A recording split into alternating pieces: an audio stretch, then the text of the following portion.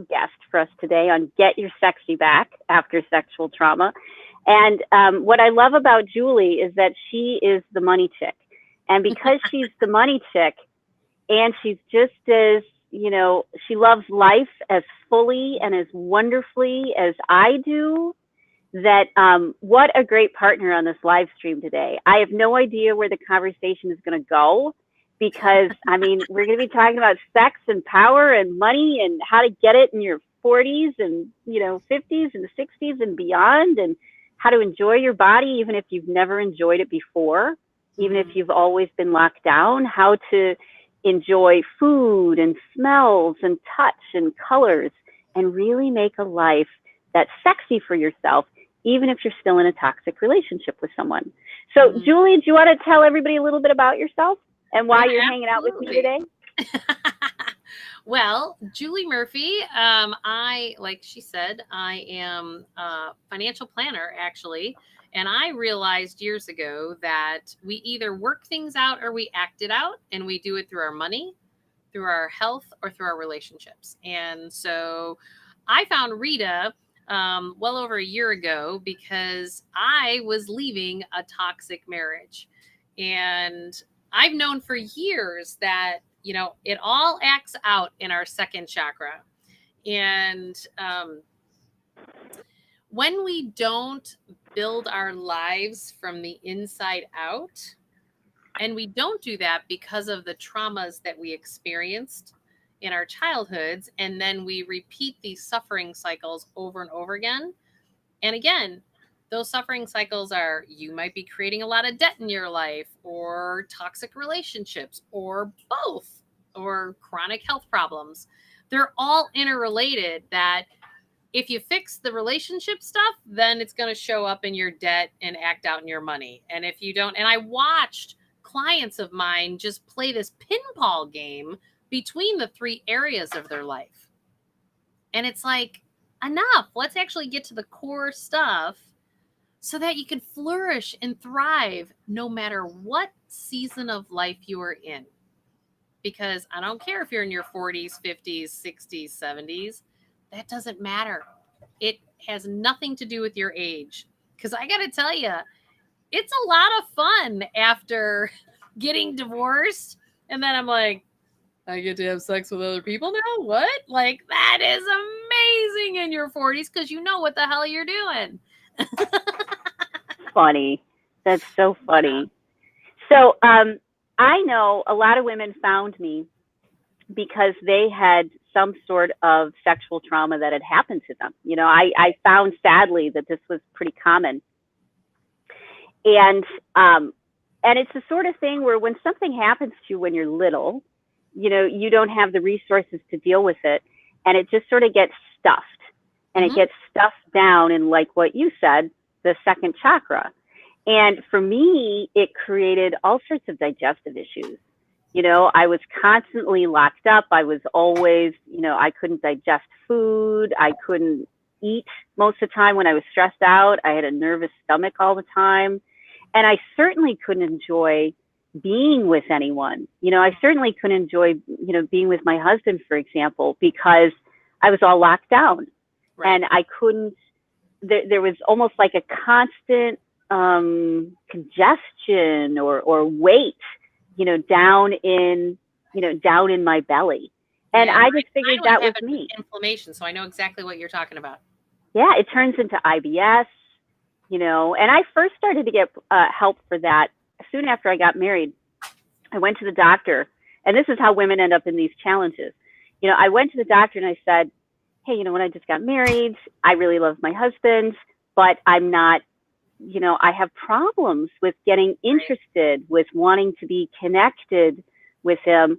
And is there anything you can do? Is there something wrong with me? And the doctor at the time, who'd been a family doctor, but not mine, his family, said, well, relationships are hard.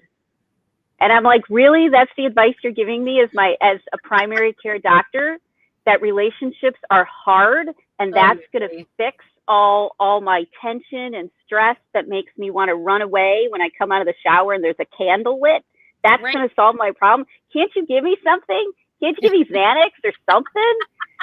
prescription pot, something, anything. Oh, so true. Relationships are hard. And I felt really betrayed by, the medical system and betrayed by therapists and, around the sexuality issue, around this feeling that I was too too to talk tense. about it, right? Like that's the taboo thing. I grew up in an Irish Catholic household. Yep, me too.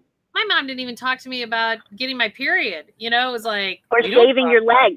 Things like, and let alone the fact that as it unpacked in my life, my trauma was the fact that I was sexually molested by a Catholic priest that came to all of our family parties.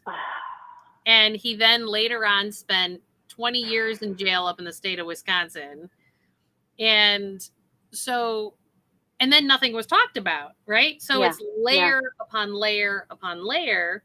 Yeah. Not to really come out of my subconscious mind until after I finally decided to get divorced, because it was such a deep, dark memory that I actually didn't remember. I just knew that I would repeat these patterns in my relationships.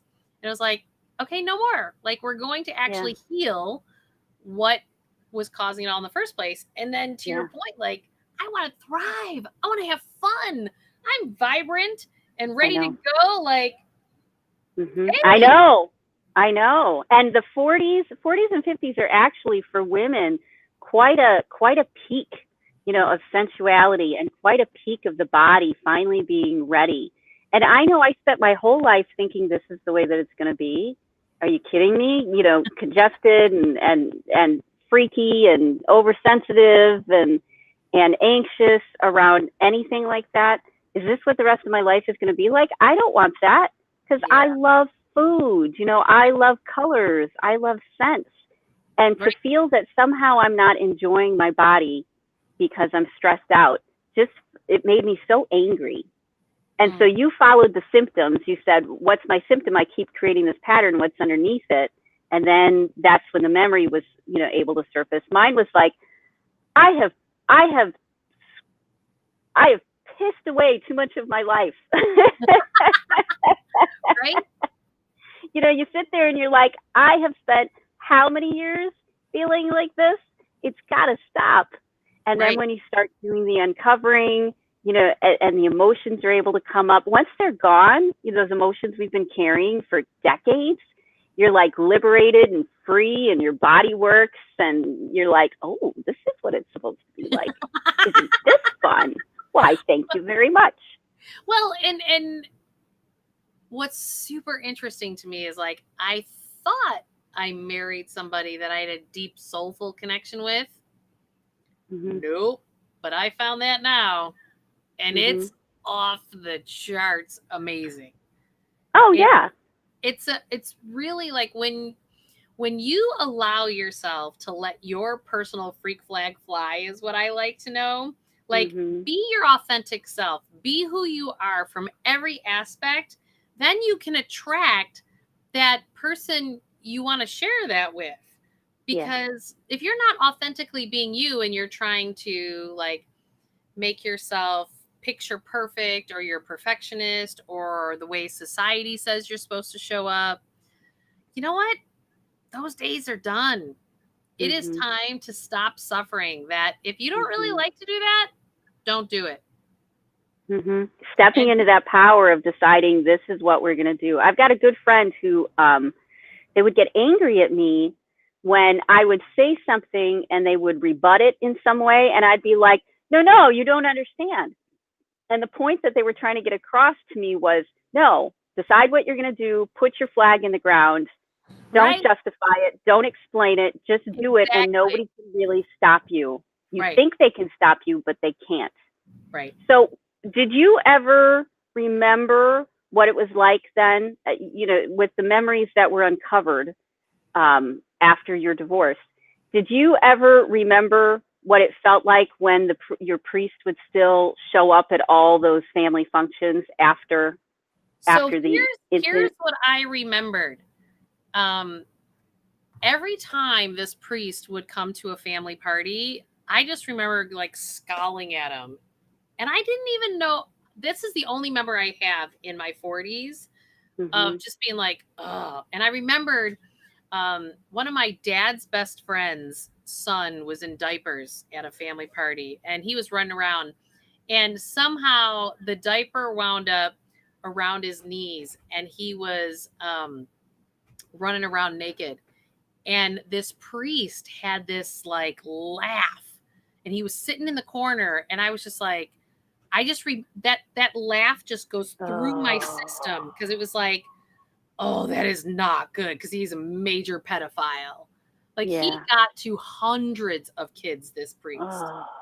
And I just remember in the basement of my parents' house, that priest laughing and the kid running around butt naked, and this priest just laughing a little bit too much. Like, and it wasn't until I did a hypnotherapy appointment that after my divorce was over, because the person I was working with said to me, you know, you're still being triggered by your ex-husband. And if we actually got to the core emotional wound as to what that is, he wouldn't be triggering you anymore. So today we're going to go after it. Right. Because you're an adult. Yeah. Right. So then that's when I remembered, I was like, it like literally unfolded like a movie. I saw where it happened in my parents' house, and his face walking away from me. And it was just like, oh, like and to me, it was interesting. The minute that hypnotherapy session was over and I had the next encounter with my ex-husband, nothing triggered. He didn't trigger you, did he? Yeah, because you unpacked the emotions. It's like a miracle. Yeah, I shined the light on the dark that was buried in my subconscious mind. Yes. And it was like, I just broke out of jail. You were free. You were liberated. And all I had to do was look at it. Yes. And like be with it in a safe way. It was amazing. I know. For me, it was, I had all these memories, but I didn't have the emotional reaction to them. You know, all my life, I remember the first incident happened when I was 4. And I remember when I was like 6 sorry, my headphones checked out for a second. All I could remember was looking at a little pamphlet in the back of Sunday school that said, have you been molested, you know, or you know, watch stranger danger or whatever. And I'm flipping through it and like, oh yeah, that happens. That's no big deal. You know, I totally was shut down and shut off from what had happened to me. And even though I had the crystal clear memory of everything, to me, it was like, no, nothing happened. It was fine. And then further incidents that happened, I remembered them. And I was like, no, it was fine. I mean, it really, it took someone to trigger me in order for me to get in touch with those emotions, so that I could release them. And so, you know, I didn't even know I had a problem. I just thought that I was screwed up and my body was screwed up and I was hypersensitive. And this was, you know, you're always feeling like you're on the defensive, so you can never get ahead. And it took somebody who would trigger me and was tougher than me for me to step into those experiences and allow myself to feel them and let them go. And so it was just a lot of denial. Well, and it was interesting as my story unpacked. So I was at actually it was my cousin's bridal shower, and I was sitting next to one of my aunts, and she said, hey, did you see that article in the paper about Father Mayday? And I was like, yeah, because he had gotten out of jail at age 82. And I was like, ugh. I go, yeah. So I decided, I told her my story. I was like, this is what just unpacked a few months back, and blah, blah. And she goes, she pulls me aside at the end of the bridal shower and she says, Julie, it all makes sense now. I said, what's that? She goes, your mother used to call me up when you were a little girl. And she's like, Alice, I don't know what it is. She just stopped going to the bathroom. She doesn't urinate. She doesn't go to the bathroom. And it wasn't until I fell asleep at night that my bladder would release. That you'd wet yourself. I wet the bed. Me too. And then I wound up at 8 years old, so this guy did this to me when I was 4 or 5 years old. Mhm. And by the time I was 8, because it affects your physiology, right? How Yes. you're emotionally processing what has occurred to you. Yes. I wound up having surgery to clean out the tubes leading from my kidneys to my bladder.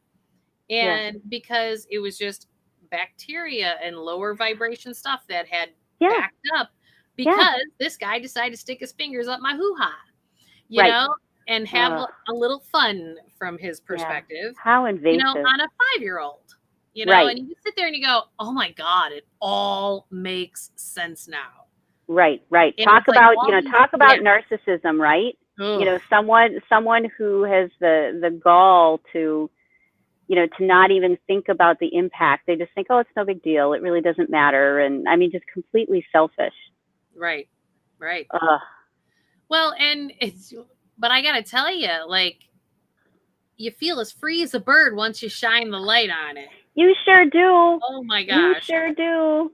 And Right. so the people triggering you are kind of like the arrow, the light that's saying, hey, you want to do something about this, because it's not healthy for you.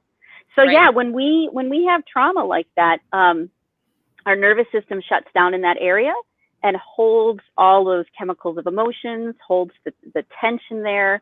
And Right. yeah, so your whole system is locked down. And of course you're you're going to get bad bacteria. Of course you're not going to pee. I would play a game with myself and I'd sit there and be like, how long can I wait before I go to the bathroom?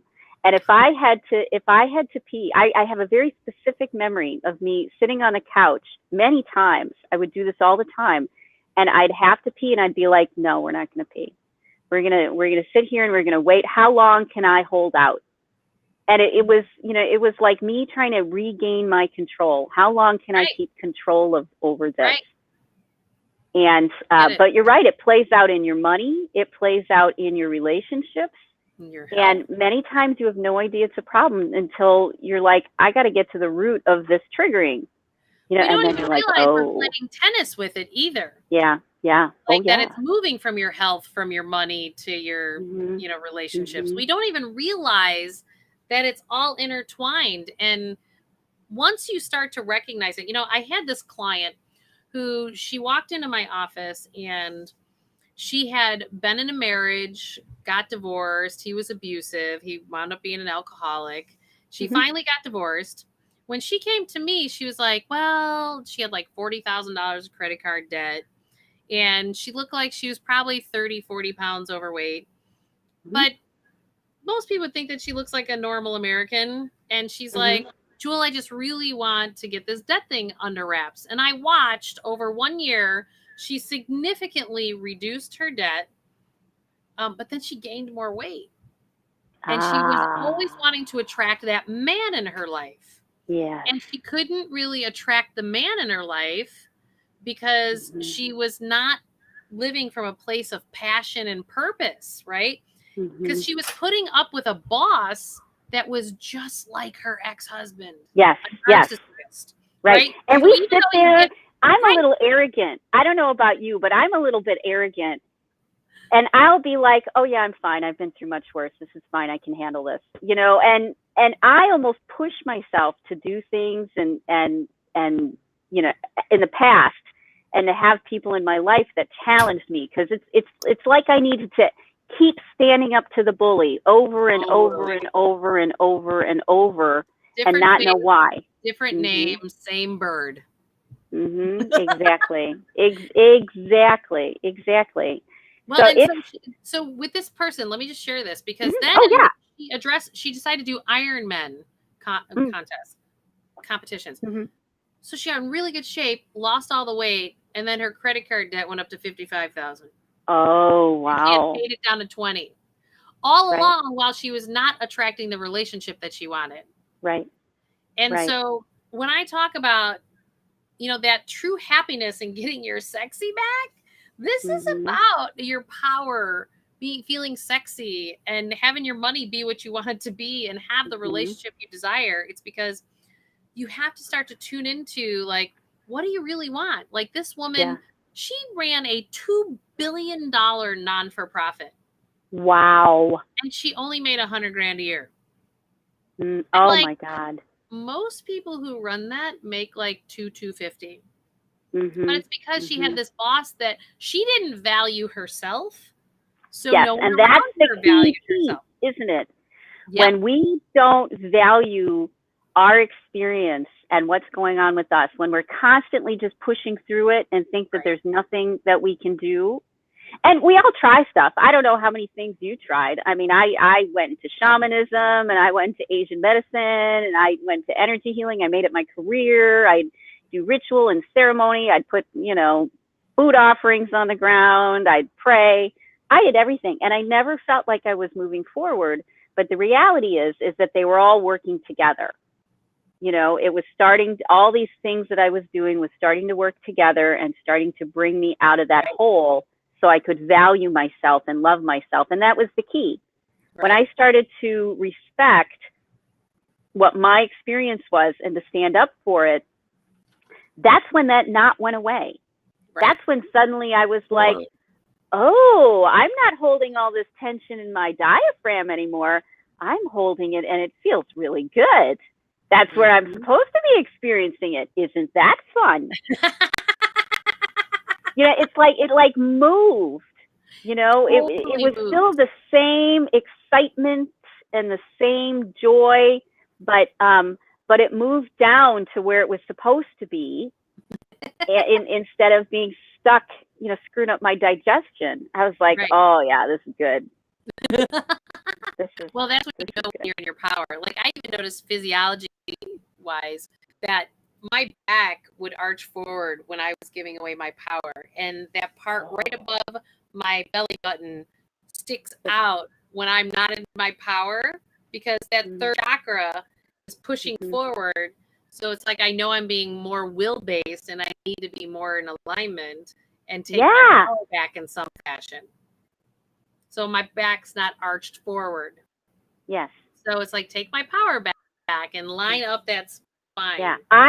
Could you talk about alignment versus powering through? I think that's something that, because that's a key piece. It's not about pushing through and powering through. It's actually about relaxing and putting things in your life that are in alignment. So could you talk about that? Yeah. One of the first energy healers that I worked with, Linda McCabe, she taught me so much early on. She had taught me that, our back side of our bodies is the will-based side of ourselves. Mm-hmm. And so when you're doing things from a will-based, like you're going to push through your masculine energy, like you're going to push, because that's the divine feminine or masculine energy. The divine feminine is where you sit back and you allow and you receive, and when we do this push, when we're doing instead of being, and we're allowing and receiving as opposed to trying to make everything happen, you then wind up putting, from an energy perspective, they call it the Hara line, which is like a straight energetic line through your body, through the crown of your head and up through the universe. Mm-hmm. That keeps you in what we would call a state of neutrality. You're not. So also when women are too, particularly women, when we are too allowing and receiving and we're more of a doormat, what happens is we shrink the other way. So our chest, like our heart, goes backwards and we get the hunchback on the top. And we protect ourselves. Right. Your shoulders go forward. Whereas you're more will-based, like your lower back, you're push, because you're third dimension. Like those are very clear physiological signs that you're way too much in your feminine or you're way too much in your masculine, right? So your feminine is when you're getting the hunchback, you're protecting your heart, and you're not standing your power that way, and you're not also standing your power when you're too will-based and your back is arching forward and you're pushing. And we really have to find this place of neutrality.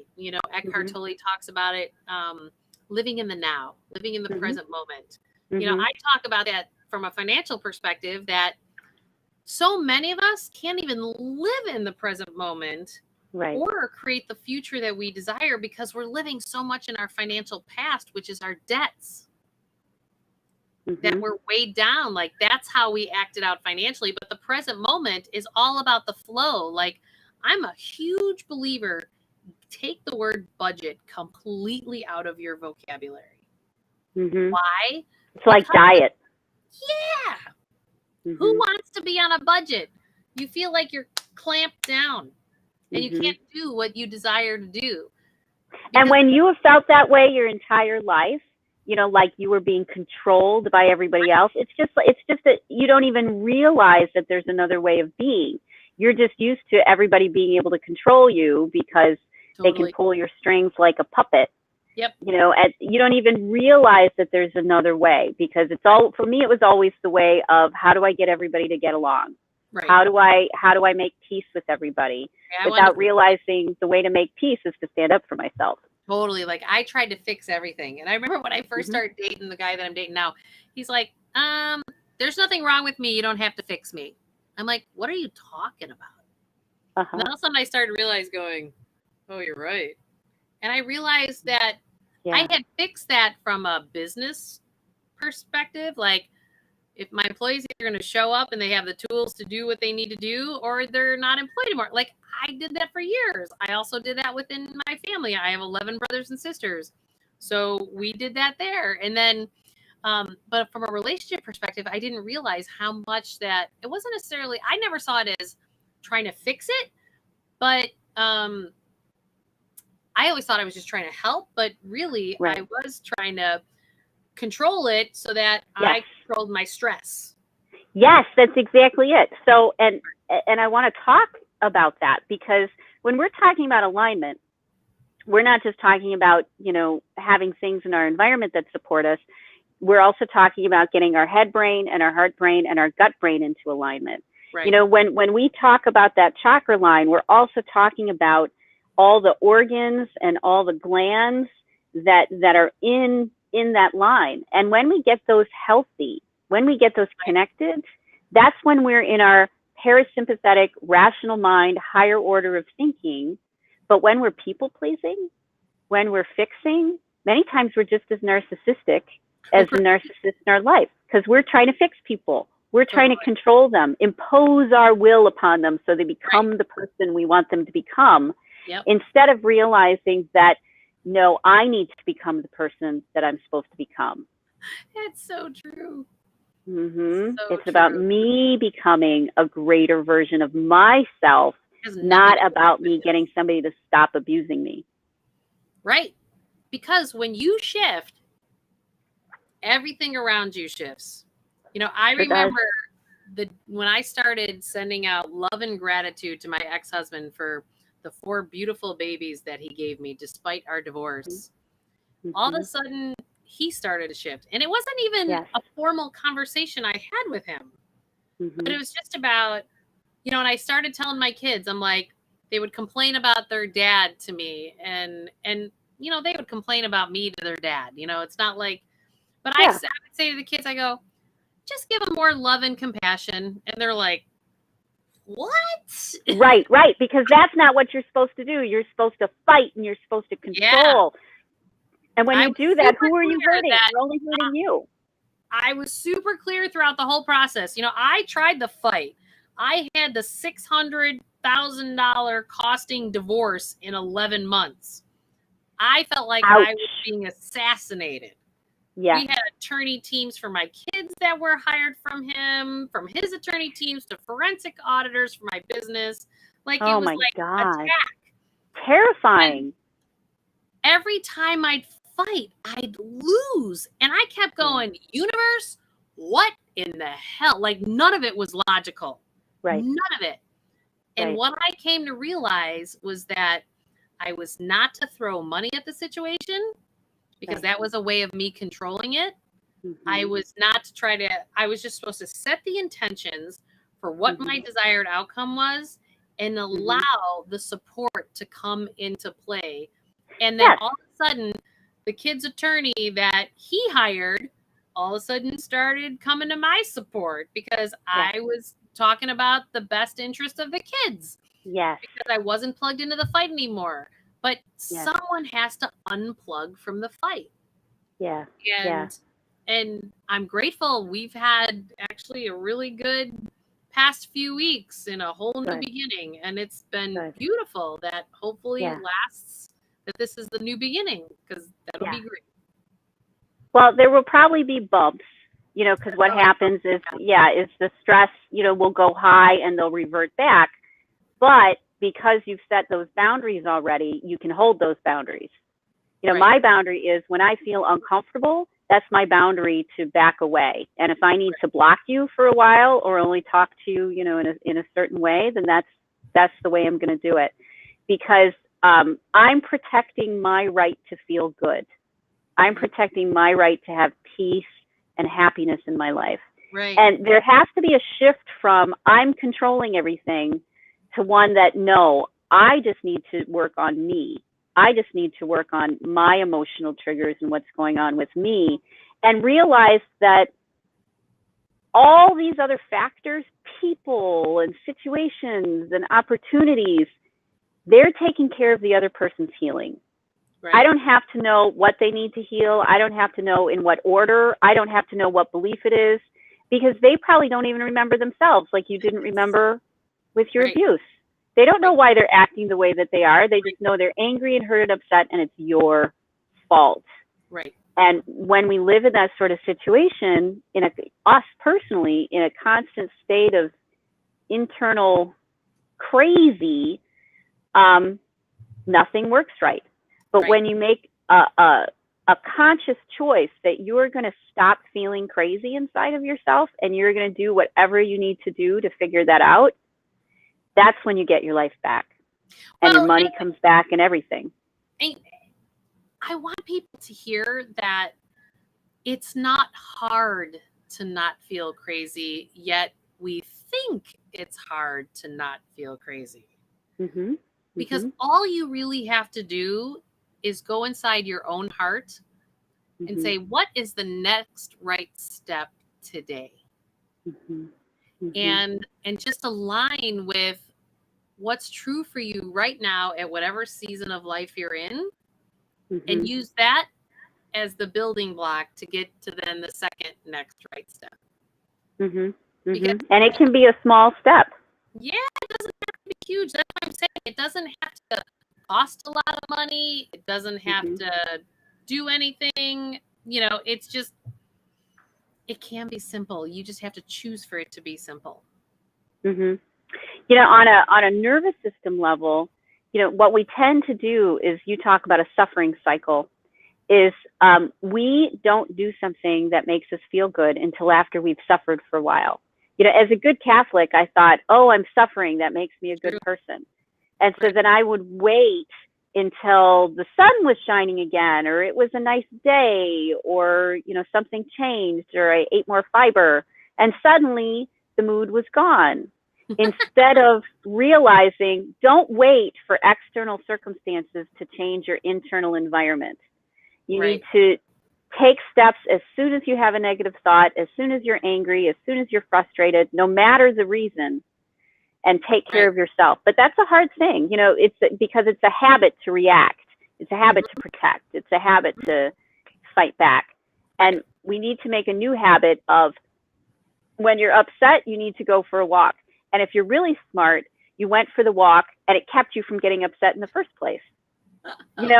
We need to cut off the reaction. We need to, short circuit it by doing something different as soon as possible. When I'm upset, I do something that makes me feel loved.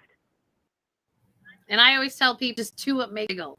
Yeah. Like, I had this person I was talking to yesterday, and they're like, the universe just is not like, everybody else's stuff is showing up for them. I've been doing the work. I'm a hard worker, and all this money was coming in, and now the cash flow the last 2 months have completely stopped.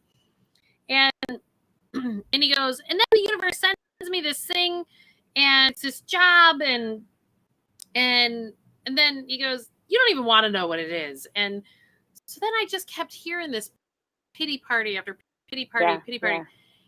And then I said, you know what? The universe is showing you that they're laying you flat on your butt so that you can open yourself up to receiving and allow the support.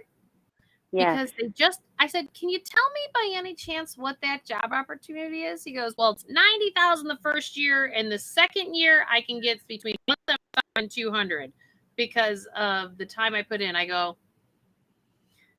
can you tell me what the number that I told you to put on the fridge on those Post-it notes of the income you want to pull in? He goes, 200 grand. I go, can I ask you why you're not focusing on? I said, does it make a giggle? He goes, it makes me laugh. And I go, do you see how it just showed up in a package that you didn't expect, but it's actually exactly what was on your menu for you to show up? It was part of your dream, but it just came in a package you didn't expect because it derailed you a little bit of what you're currently doing, but it checks all the boxes of what you said you were dreaming of. Yeah. Exactly. And it's like, we have to, when those things show up in our life, we have to see where is our head and our ego versus our heart. And his heart, so I'm just like, it makes you giggle. Follow the giggle. You have to follow He that. goes, okay, I'm going to fill out the application thing for it. Like what the forms they want me to fill. I'm like, and if it keeps opening up, then you're supposed to walk through the door. Yes. It's that easy. So physically, when you started to make those changes, what did you notice in your body, and how did it affect your sensuality, your enjoyment of life, your sexuality, your sex life? How did making those changes really affect you? Well, I found out that I started to feel. I didn't realize how much I didn't feel. Right? I agree. I just, like chalked it up and did it. No different than being the second oldest of 12 kids. It's like I didn't really feel my way through my childhood. I just sucked it up and moved on. And so I started to feel, and all of a sudden I'm feeling things, which actually initially was like a sense of overwhelm because I started to realize how sensitive and sensual I was. Yes. That I never even really knew. But yet the work I do is very deep on that perspective. But I didn't parlay that into my personal world. And so as I started to be more vulnerable and open and have more of that space, and grateful for the person who I've been dating that held that safe space for me to feel and be more sensual. Because I kind of always thought like being a chick and wanting to hold your hand and stuff like that. That was not me ever. But I just realized that was me just not wanting to feel. Yeah. And now I've come to realize that all those little things actually mean a big deal to me, and they're important to me. And so now I've started to really honor the fact that that's what my true desires are on the inside. Yeah, to enjoy yourself. And it's very possible to work out a lot of past emotions through a really good, intimate experience with someone, because here's kind of the brain science or the subconscious stuff behind it. When you're feeling good, when you're feeling excited and interested and aroused and all of that, it gives you the ability to face scarier things because you're in a place of feeling really, really good. Right. And when you feel really good, you're able to shine that light on the stuff that was hard and painful. And instead of it turning into some weird crying jag in your car in a parking lot, at Best Buy, it turns into like, I just had a bunch of orgasms. What just happened here? It turns into something really wonderful. Well, and you had taught me that so the work that I was doing as I realized my traumas, that when the body releases traumas, you shake.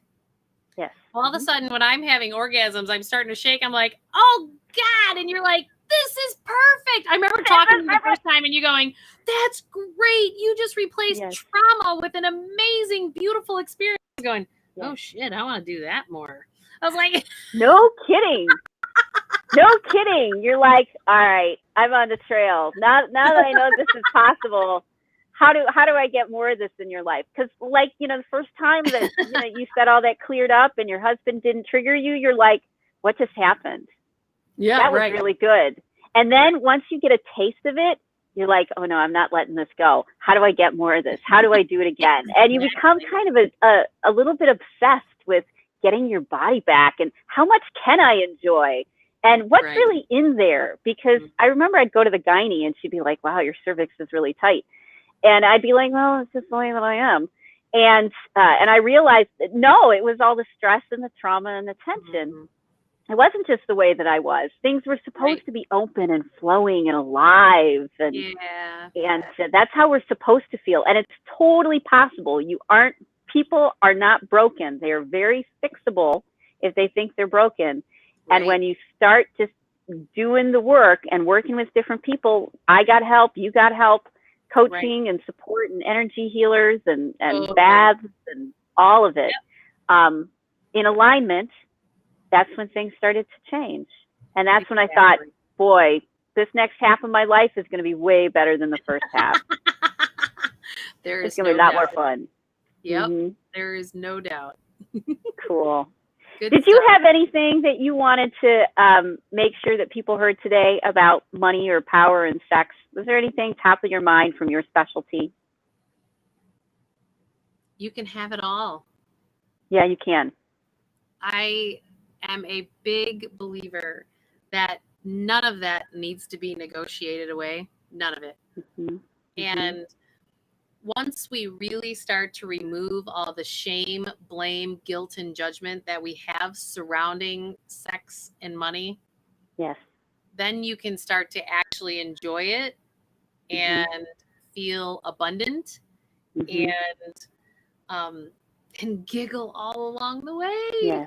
And it's so much more fun. Like we have just created these pain points with money and even the darkness of all the stuff that's come out about sexual molestation over the last year, you know, like we're shining the light on the dark and it's time to now, like, let's take this and have it be like tantric sex and absolutely, you know, and bring more abundance and money and like to where all of it's pleasurable and all of it is not seedy and you know and dirty and dark and needs to be hidden.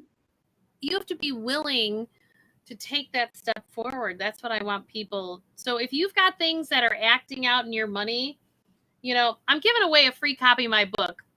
Just go to juliemurphy.com. I'm releasing a funnel here in the next week or two. As soon as all the technology stuff's done, that all you got to do is pay for shipping of the book, because it is time for all of us to wake up our own internal wealth. And that is money. That is your personal life, your family life, your work life, everything, your relationships. Build your wealth from the inside out. And my book can help you do that. It's really, really important for us all to know that we matter and that it's okay to take that next right step, even if it's very different than the life you're living right now.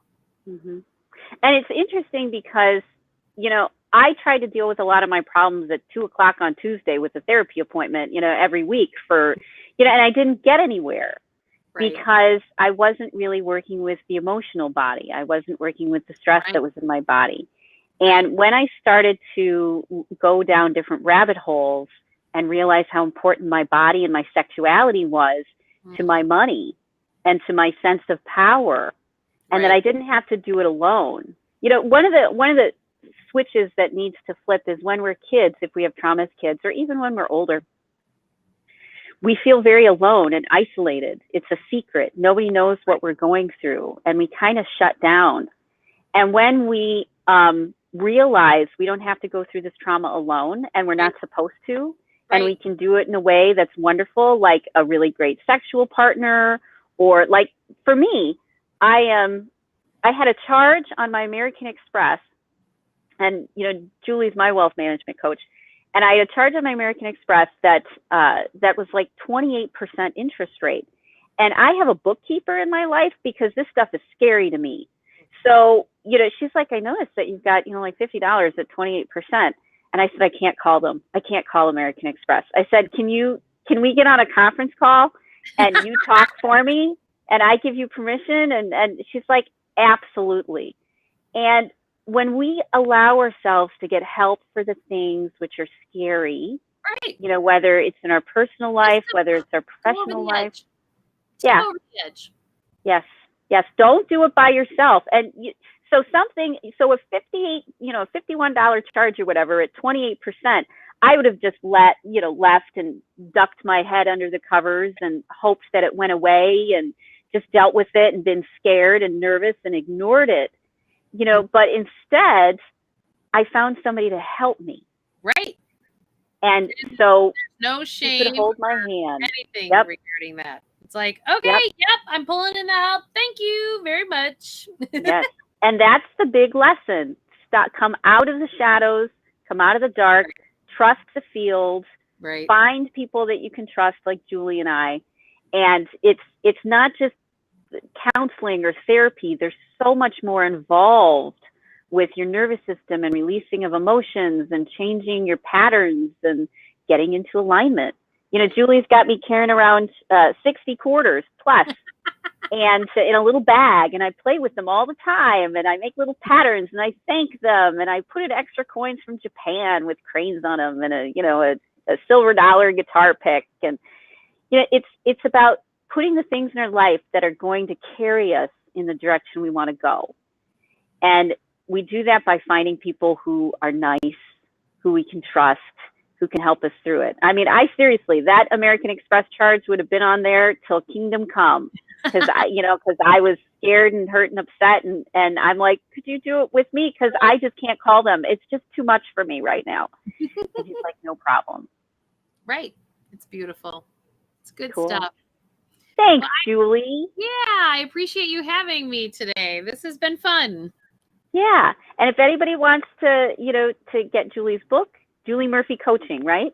JulieMurphy.com. JulieMurphy.com. And if you're looking for help with your, toxic relationships, I can help you with the money, and I can help you get your relationships in order. Mm-hmm. And so go to RitaHickmanCoaching.com, and you can find out all the ways that I help women, from group work to one-on-one coaching. Julie's been a part of a lot of those things, and I'll be doing a 7-day challenge between Thanksgiving and Christmas. I've decided that I want to give women 7 days of self-care and processing and actually doing the tools. So we're going to give them, small snippet of information and then self-care homework assignment for the community. And it's going to be a 7-day challenge to get ready for Christmas. And then I'm going to be doing a bigger program, a 7-week program in January that's around creating a home you actually want to go home to. Creating a comfortable home. Mm-hmm. So energetically, emotionally, how to get yourself into alignment, and it's super pleasurable. It's like, your homework assignment will be have really good sex, or whatever it may be. We're just starting to get women to take the steps and get the support so that we can step into that feminine power that we need right now. Right. Cool. Totally. Well, thanks, Julie. You're welcome. And Julie and I will be on tomorrow for Awaken Your Relationships tomorrow morning. 9 a.m. Central. 9 a.m. Central. So if you like us, come hang out with us again, and we'll be talking about something having to do with money and sex and power. Thanks, Julie. Bye. Okay, talk to you later. Bye.